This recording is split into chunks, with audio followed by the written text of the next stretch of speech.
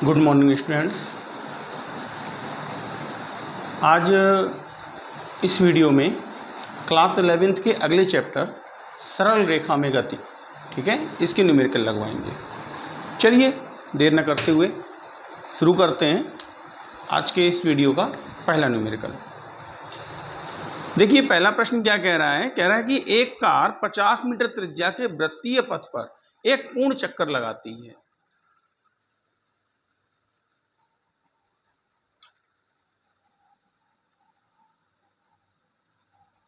सरल रेखा में गति, ठीक है। पहला कह रहा है कि एक कार 50 मीटर त्रिज्या, रेडियस कितनी दे रखी है 50 मीटर, 50 मीटर त्रिज्या के वृत्तीय पथ पर एक पूर्ण चक्कर लगाती है।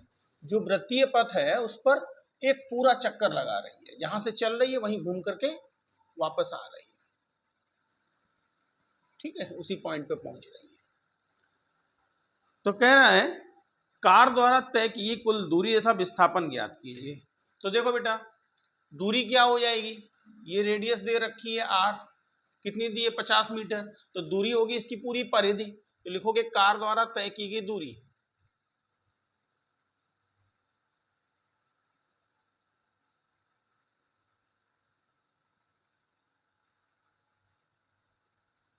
कार द्वारा तय की गई दूरी कितनी होगी, वृत्त की परिधि या वृत्तीय पथ की परिधि। और वृत्त की परिधि का सूत्र क्या होता है 2πr, इसलिए दूरी हो जाएगी 2πr यानी 2 इंटू 3.14 इंटू 50। तो 50 दूनी 100, 100 का गुणा करेंगे तो ये आ जाएगा 314 मीटर, ठीक है, ये आ जाएगी दूरी। और विस्थापन क्या हो जाएगा, जहां से चला वहीं पहुंच गया, तो विस्थापन क्या हो जाएगा 0। क्यों, क्योंकि जहां से चल रहा था पूरे चक्कर के बाद वहीं पहुंच रहा है, इसलिए इसका विस्थापन 0 होगा। दूसरा देखिए, प्रश्न नंबर 2 कह रहा है कि एक कार 50 मीटर त्रिज्या के वृत्ताकार पथ पर चक्कर लगाती है। एक अर्ध चक्कर तथा 2 पूर्ण चक्कर के पश्चात कार का विस्थापन व तय की गई कुल दूरी ज्ञात कीजिए। सेकंड भी वृत्तीय पथ पर कार की चक्कर है और त्रिज्या यहां भी 50 मीटर दी है। फर्स्ट कह रहा है एक अर्ध चक्कर, एक अर्ध चक्कर के पश्चात आपको दूरी निकालनी है और विस्थापन निकालना है। और सेकंड में 2 पूर्ण चक्कर के पश्चात, 2 पूर्ण चक्कर के पश्चात दूरी निकालनी है और विस्थापन निकालना है। चलिए देखते हैं। तो वृत्तीय परिधि है, वृत्ताकार पथ है जिस पर एक आधा चक्कर लगाएगा, यहां से चला और चल करके यहां तक पहुंच गया, बिंदु ए से चला बिंदु बी तक पहुंचा, तो कितनी दूरी तय की, आधी परिधि। आधी परिधि का मतलब परिधि का सूत्र 2πr/2। तो लिखोगे फर्स्ट एक अर्ध चक्र में,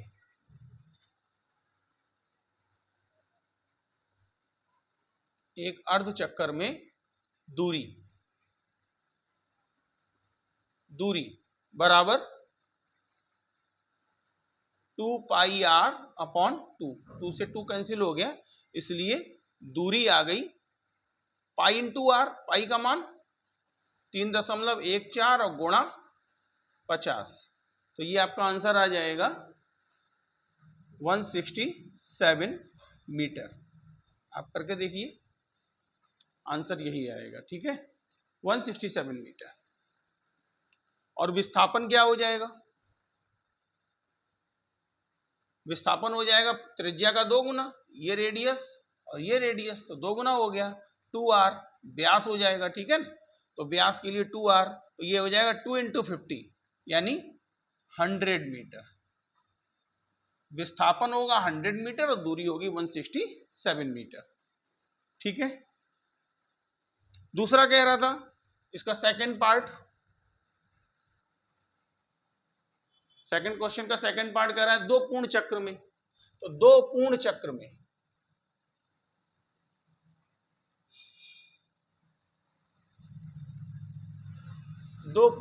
में पहले तो एक चक्र में निकालो, एक चक्कर में दूरी क्या होगी 2 पाई आर, इसलिए 2 चक्कर में दूरी क्या हो जाएगी, इसकी दोगुनी हो जाएगी, 2 इंटू 2 पाई आर, है ना।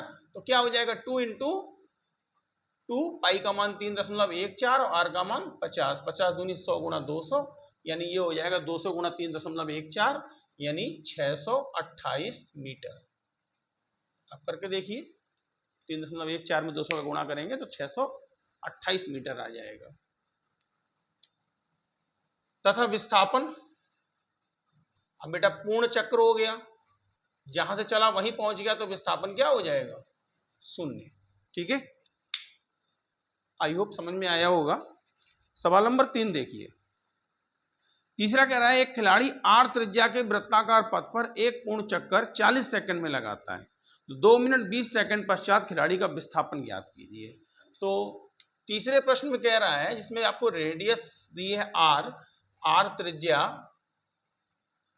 का एक चक्कर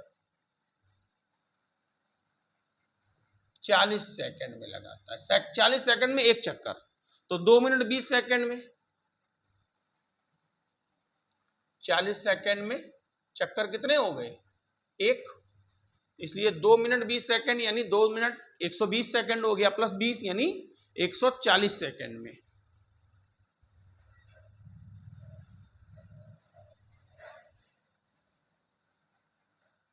एक 140 सेकंड में चक्कर क्या हो जाएंगे 140/40 यानी 7/2, 3.5 चक्कर, है ना, 3.5 चक्कर लगाएगा। अब 3.5 चक्कर में विस्थापन निकालना है,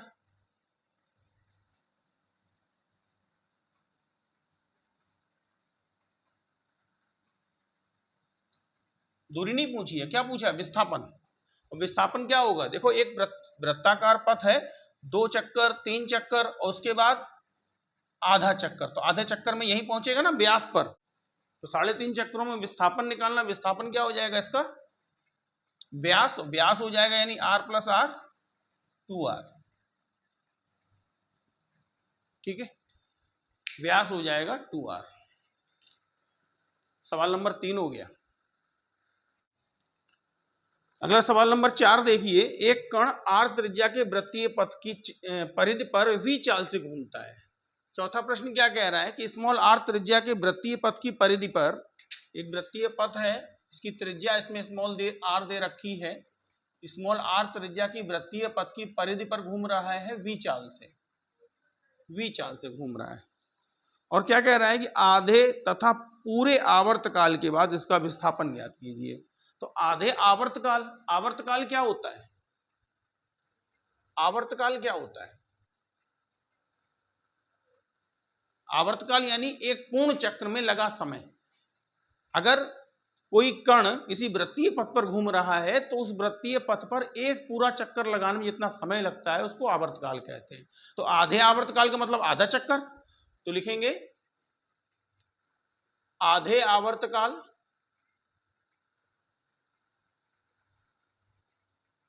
में विस्थापन बराबर क्या हो जाएगा, वृत्त का व्यास, ये तो होगा ना, क्या हो जाएगा 2 into small r, 2 into small r, और आधे तथा पूरे आवर्तकाल के बाद इसका विस्थापन क्या होगा, पूरे आवर्तकाल पूरा चक्कर हो गया तो विस्थापन 0 हो जाएगा।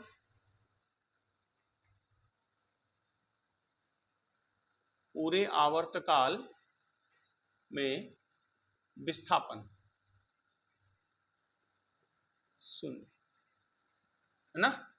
चलिए अब सवाल नंबर 5 देखिए, पांचवा प्रश्न क्या कह रहा है कि एक कार एक शहर ए से शहर बी तक 40 किलोमीटर प्रति घंटा की चाल से जाती है।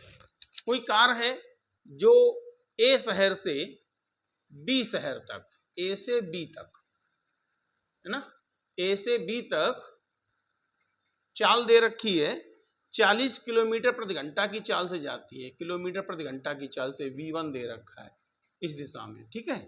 और बी से शहर ए तक 30 किलोमीटर प्रति घंटा की चाल से वापस आती है, वापस भी आ रही है बी से ए तक, उसकी चाल अलग है 30 किलोमीटर प्रति घंटा। कार की संपूर्ण यात्रा के लिए औसत चाल और औसत वेग निकालना है। चलिए पहले औसत चाल निकालते हैं। औसत चाल का सूत्र क्या होगा,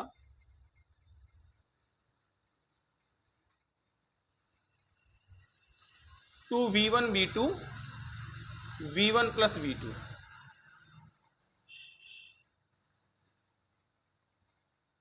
two v1 v2 upon v1 plus v2, ठीक है।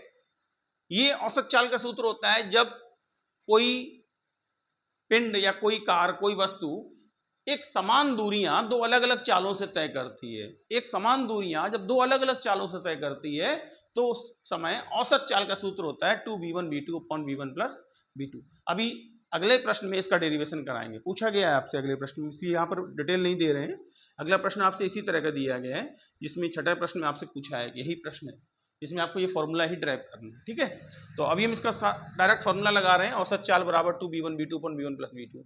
तो इसलिए औसत चाल एवरेज वेलोसिटी आ जाएगी 2 इंटू v1 का मान 40, v2 का मान 30 अपॉन 40 प्लस 30, तो ऊपर हो जाएगा 4 12 दूनी 2400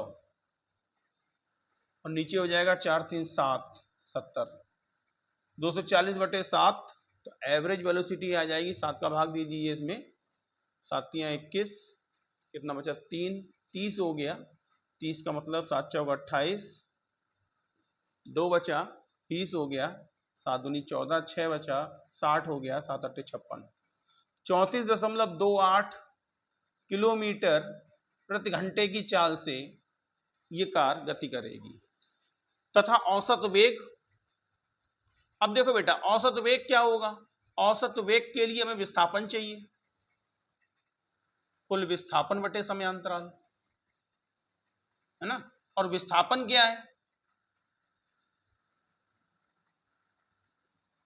कार ए से बी तक गई और बी से वापस ए तक आ गई तो विस्थापन 0 हो गया, समयांतराल जो भी रहा हो, तो अगर विस्थापन 0 है तो विस्थापन बटे समयांतराल, इसका औसत वेग 0 हो जाएगा, ठीक है। तो ये आपके दोनों आंसर हो गए। पांचवा प्रश्न, ठीक है। छठा प्रश्न देखिए, छठा प्रश्न क्या कह रहा है, छठे प्रश्न में कह रहा है कि एक व्यक्ति अपनी यात्रा की प्रथम आधी दूरी, देखिए कोई व्यक्ति यात्रा कर रहा है और कह रहा है कि प्रथम आधी दूरी, आधी दूरी मतलब ये दोनों दूरियां बराबर हैं, अगर ये दूरी हमने x मान ली तो ये दूरी भी आपकी x है, ठीक है। तो प्रथम आधी दूरी v1 वेग से, v1 वेग से तय करता है तथा शेष आधी दूरी v2 से तय करता है, शेष आधी दूरी v2 वेग से तय करता है।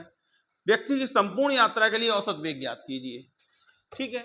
देखिए मान लिया ए से बी तक जा रहा था, है ना, बीच में किसी आधी दूरी यानी सी, ए से सी तक और सी से बी तक, ये दोनों दूरियां बराबर है, तो लिखेंगे पहली आधी दूरी में लगा समय, हमको दूरी मान ली है आधी x और x, ठीक है, इसलिए पहली आधी दूरी में लगा समय।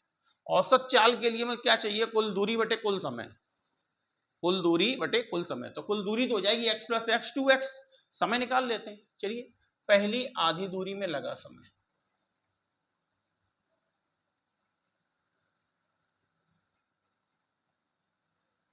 समय बराबर दूरी बटे 4 यानी x/v1, ये आ जाएगा t1, इसको हम t1 मान लेते हैं, ये हो जाएगा x/v1, ठीक है।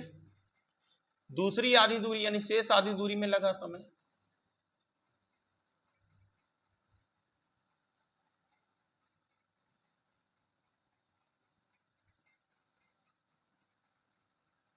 क्या हो जाएगा, इसको t2 मान लेते हैं, ये आपका हो जाएगा x/v2, इसलिए कुल समय क्या हो जाएगा,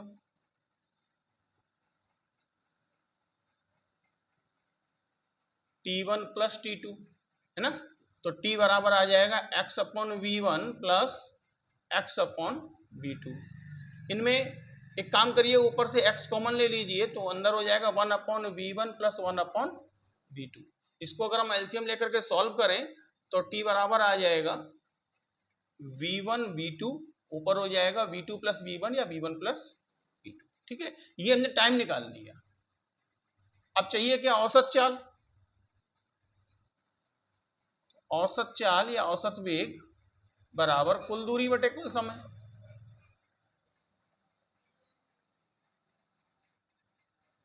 कुल दूरी बटे कुल समय, तो कुल दूरी कितनी है, कुल विस्थापन कितना है, x से x यानी 2x, और कुल समय कितना लग रहा है, x upon V1 plus V2 upon V1 V2, है ना। x से x खत्म, क्या बचा 2 upon V1 plus V2 upon V1 V2। ये ऊपर चला जाएगा तो क्या हो जाएगा 2V1 V2 upon V1 plus V2। ठीक है, यही आपका आंसर था। एवरेज वेलोसिटी जो है वो आपकी ये आ जाएगी। अब प्रश्न नंबर 7 देखिए। 7वां कह रहा है एक कार 60 किलोमीटर लंबी यात्रा की प्रथम 30 किलोमीटर की दूरी 30 किलोमीटर प्रति घंटा की अचर चाल से तय करता है। अचर चाल मतलब कांस्टेंट वेलोसिटी। शेष 30 किलोमीटर की दूरी को कार किस चाल से तय करे कि पूर्ण यात्रा के लिए औसत चाल 40 किलोमीटर प्रति घंटा हो जाए। मतलब पहली यात्रा की चाल दी है, दूसरी पूछ रहा है, और दूसरी ऐसी चाल ज्ञात करनी जिसके लिए टोटल चाल जो है, एवरेज वेलोसिटी जो है वो 40 हो जाए। चलिए ठीक है, 60 किलोमीटर की टोटल यात्रा है। प्रश्न नंबर 7 है। टोटल यात्रा आपको दे रखी है, पॉइंट ए से बी मान लेते हैं। ये दूरी हमको 60 किलोमीटर दे रखी है टोटल। इसको दो भागों में बांट दिया। पहली 30 किलोमीटर, इसके लिए हमको वेलोसिटी दे रखी है V1 30 किलोमीटर प्रति घंटा। दूसरी 30 किलोमीटर के लिए आपको वेलोसिटी V2 निकालनी है। आपको एवरेज वेलोसिटी दे रखी है 40 किलोमीटर प्रति घंटा। ठीक है, कोई दिक्कत नहीं, एवरेज वेलोसिटी दे रखी है, टोटल दूरी दे रखी है, कुल दूरी S 60 किलोमीटर, इसलिए कुल समय निकाल लो। कुल समय कितना हो जाएगा, कुल दूरी बटे एवरेज वेलोसिटी, यानी ये आपका आ जाएगा 6/4 यानी 3/2 यानी 1.5 घंटा। ठीक है, तथा पहली आधी दूरी में या पहले 30 किलोमीटर में लगा समय कितना हो जाएगा, समय बराबर दूरी बटे चाल, दूरी भी 30 है, चाल भी 30 है, 1 घंटा आ गया। अतः शेष आधी दूरी में समय, शेष आधी दूरी के लिए समय बराबर हो गया 1.5 माइनस 1। टोटल दूरी 1.5 घंटे में पहुंचना है, तभी 40 किलोमीटर प्रति घंटे की चाल होगी। 60 किलोमीटर की दूरी जब वो 1.5 घंटे में तय करेगा तो उसकी एवरेज वेलोसिटी 40 हो जाएगी। अब पहले ही उसने 30 किलोमीटर में 1 घंटा ले लिया है, तो अगले 30 किलोमीटर के लिए समय कितना बचा, 1.5 में से 1 घटा दो, कितना बचा, आधा घंटा, 0.5 घंटा, है ना। तो अगर दूसरी दूरी जो 30 किलोमीटर की है वो इस चाल से तय करे कि वो आधे घंटे में पहुंच जाए तो एवरेज वेलोसिटी 40 हो जाएगी। तो इसलिए शेष आधी दूरी में चाल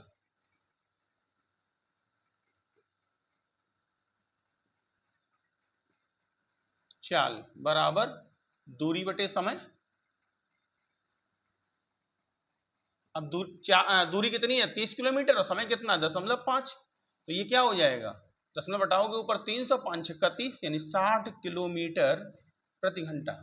अगर वो दूसरी दूरी 60 किलोमीटर घंटा की चाल से तय करता है तो एवरेज वेलोसिटी 40 किलोमीटर प्रति घंटा हो जाएगी। ठीक है, चलिए अगला प्रश्न देखते हैं। नेक्स्ट क्वेश्चन कहता है यदि एक वस्तु 1/3 दूरी को 10 मीटर प्रति सेकंड के वेग से, दूसरी तिहाई दूरी को 20 मीटर प्रति सेकंड के वेग से और अंतिम तिहाई दूरी को 30 मीटर प्रति सेकंड के वेग से तय करती है तो वस्तु की औसत चाल ज्ञात कीजिए। तीनों की वेलोसिटी आपको दे रखी है 10, 20 और 30, और औसत चाल निकालनी है ना, औसत चाल निकालनी है। चलिए करिए, देखते हैं। प्रश्न नंबर 8 3 भागों में बांट दिया है ना, 3 भागों में बांट दिया है और क्या कह रहा है कि पहली 1/3 दूरी को 10 मीटर प्रति सेकंड की चाल से, दूसरी 20 मीटर प्रति सेकंड और तीसरी 30 मीटर प्रति सेकंड। ठीक, वेरी गुड, 20 और 30 औसत चाल निकालनी है।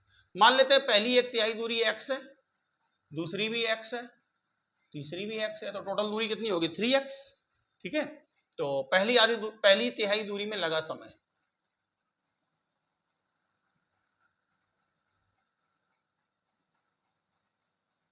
पहली 1/3 दूरी में लगा समय t1 बराबर x/10। दूसरी 1/3 दूरी में लगा समय क्या हो जाएगा t2 बराबर x/20 और तीसरी 1/3 दूरी में लगा समय t3 x/30। इसलिए कुल समय कितना हो गया, यह औसत चाल के लिए कुल दूरी बटे कुल समय, कुल दूरी तो हो गई x प्लस x यानी 3x। समय निकाल लेते हैं, तो कुल समय क्या हो जाएगा t equal to t1 plus t2 plus t3, यानी t हो जाएगा x/10 x/20 और x/30। इन तीनों में से x कॉमन ले लें, शेष को एलसीएम लेकर के सॉल्व कर लें, तो एलसीएम क्या आएगा 10 20 30 का 60। ठीक है, 10 6 60, 20 3 60, 30 दूनी 60, तो ये आपका आ जाएगा x इंटू 6 3 9 9 2 11 बटे 60। ठीक है, ये आ गया टाइम। इसलिए औसत चाल क्या हो जाएगी, औसत चाल कुल दूरी बटे कुल समय x इंटू 11/60। x से x कट गया, 60 ऊपर चला जाएगा, 6 3 18, 180 बटे 11, 11 का भाग दे दो, 11 एकम 11, कितना बचा 7 70, 70 का मतलब 11 छक्का 66, कितना बचा 4 40, 11 3 33, 7 11 छक्का 66, 16.36 मीटर प्रति सेकंड की चाल हो जाएगी। ठीक है, एवरेज स्पीड जो होगी वो हो जाएगी 16.36 मीटर प्रति सेकंड। अब 16.4 या 16.36 बात एक ही है। अगला प्रश्न देखिए, प्रश्न नंबर 9 क्या कह रहा है। प्रश्न नंबर 9 कह रहा है कि एक लड़का 10 सेकंड में एक सरल रेखा में एक निश्चित दिशा में 50 मीटर दूरी तय करता है। एक सरल रेखा में 10 सेकंड में 50 मीटर की दूरी तय करता है। ठीक है, ये आपको दिए 50 मीटर टोटल दूरी, ए से बी तक मान लिया। ठीक है, और कह रहा है कि तथा अगले 5 सेकंड में, अच्छा इसमें 10 सेकंड का समय लेता है, टाइम है यहां 10 सेकंड।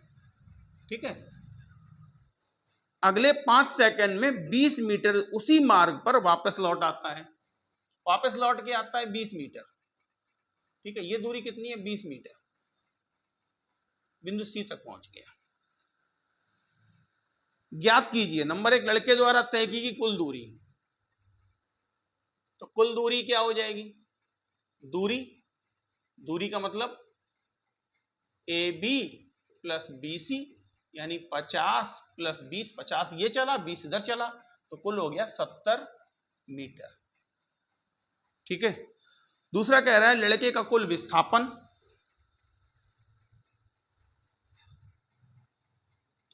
विस्थापन क्या होगा, प्रारंभिक और अंतिम बिंदु के बीच का पथ, ए से सी तक का मान निकालना है, यानी ए सी निकालना है, जो कि क्या होगा ए से बी तक और माइनस बी से सी तक, है ना। तो ए बी में से बी सी घटा दो तो क्या मिलेगा 50 माइनस 20, 30 मीटर का विस्थापन होगा। थर्ड क्या कह रहे हैं, लड़के की औसत चाल। तो औसत चाल कुल दूरी बटे कुल समय, तो कुल दूरी 70, कुल समय 10 और 5 15 सेकंड। तो क्या हो जाएगा, ये 5 सेकंड का समय लगा था इधर, ठीक है, ये 5 सेकंड का समय ले रहा था।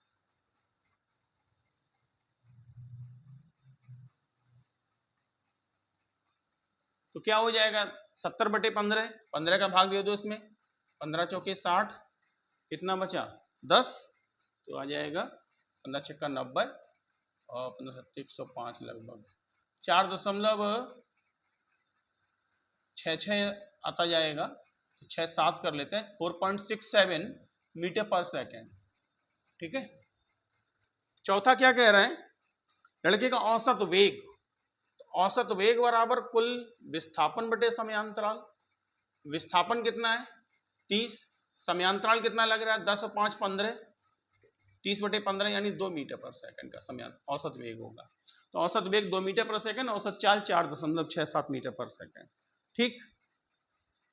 10वां प्रश्न देखिए, 10वां प्रश्न क्या कह रहा है, एक वस्तु 1/3 दूरी को 4 मीटर प्रति सेकंड की चाल से तय करती है। यहां से लगाते हैं, ठीक है। क्या कह रहा है, एक वस्तु 1/3 दूरी को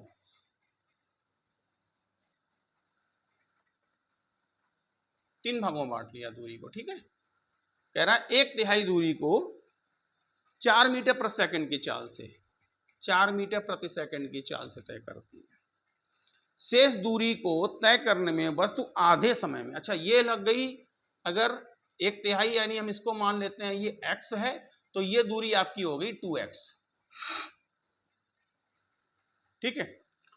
अब कह रहा है कि इस शेष दूरी में आधे समय 2 मीटर प्रति सेकंड की चाल से और शेष आधे समय 6 मीटर प्रति सेकंड की चाल से तय करता है। अब यहाँ पर टाइम दिए हैं दो अलग अलग, अब वो चालें दूरियां कुछ भी हो सकती हैं, अब दूरियां नहीं मालूम है, टाइम दिया है आधे समय, आधे समय का मतलब इधर t1 बराबर t2 है, दोनों समय बराबर है, इसको हम t मान लें या t1 t2 ही रखते हैं। आधे समय चलता है 2 मीटर प्रति सेकंड की चाल से और शेष आधे समय चलता है 6 मीटर प्रति सेकंड की चाल से, ठीक। अब ये दूरियां क्या हैं इसको पता नहीं, जानते हो आप 2 मीटर प्रति सेकंड की चाल कम है तो इसका मतलब उतने ही समय में तय कर रहा है, तो दूरी इधर कम होगी, इधर दूरी अधिक होगी, कितनी होगी इसकी पता नहीं। हाँ, इन दोनों की टोटल दूरी 2x है, ठीक है। देखिए अब इसकी औसत चाल निकालनी है ना, यात्रा के लिए वस्तु की औसत चाल ज्ञात कीजिए। तो औसत चाल के लिए कुल दूरी तो हो गई 3x, अगर टोटल टाइम मिल जाए हमें तो काम चल सकता है। टाइम के लिए देखो ये दोनों समय बराबर हैं, जितना समय एक का है उतना ही दूसरे का है, तो लेकिन दूरियां नहीं मालूम है, तो मान लेते हैं पहले इसमें पहली 1/3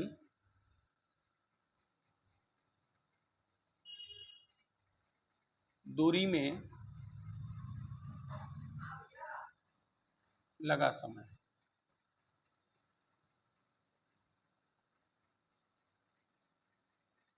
x/4, ठीक है, दूरी बटे 4।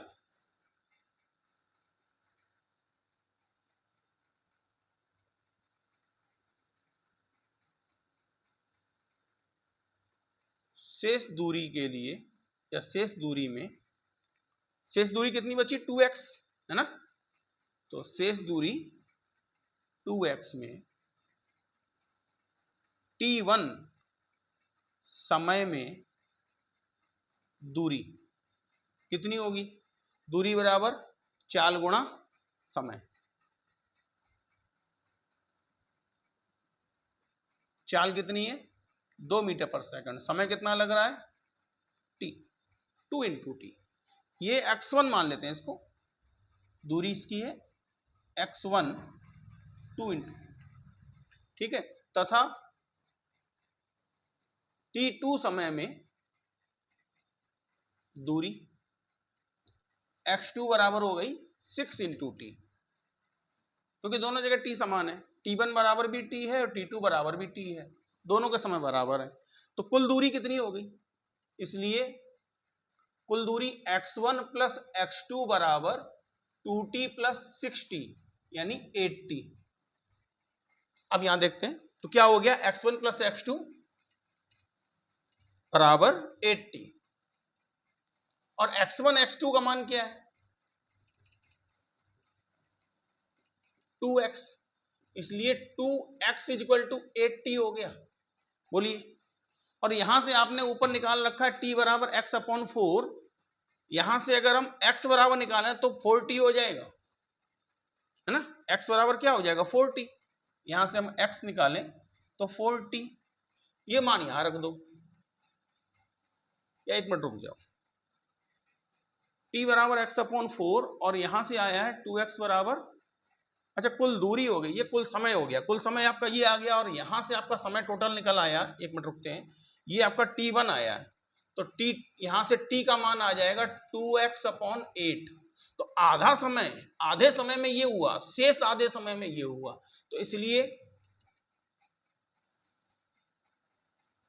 शेष 2/3 दूरी में, 2/3 दूरी में लगा समय, समय क्या आ जाएगा t1 plus t plus T, यानी 2 गुना हो जाएगा ना, t प्लस टी 2 गुना, एक का मान ये आ रहा है तो दूसरा भी यही होगा, तो हो जाएगा 2 इंटू टी, यानी 2 इंटू 2x अपॉन 8। तो इसे काट लें, 2 दूनी 4, 4 दूनी 8, x अपॉन 2, ठीक है। तो पहला आधा 1/3 दूरी में समय लग रहा है x अपॉन 4, और शेष 2/3 दूरी में समय लग रहा है x अपॉन 2, इसलिए कुल समय हो जाएगा x upon 4 plus x upon 2, इन दोनों में से x कॉमन ले लें तो ऊपर हो जाएगा 1 अपॉन 4 प्लस 1 अपॉन 2 का एलसीएम ले लेंगे, आगे 4, तो ये आपका आ जाएगा 1 प्लस 2 यानी 3 अपॉन 4x, ठीक है। कुल समय मिल गया, कुल दूरी हमको मालूम है 3x, x plus 2x 3x, इसलिए औसत चाल क्या आ जाएगी, कुल दूरी 3x, कुल समय 3x अपॉन 4, तो ये कट जाएगा, 4 ऊपर चला जाएगा, तो ये आ जाएगा 4 मीटर प्रति सेकंड।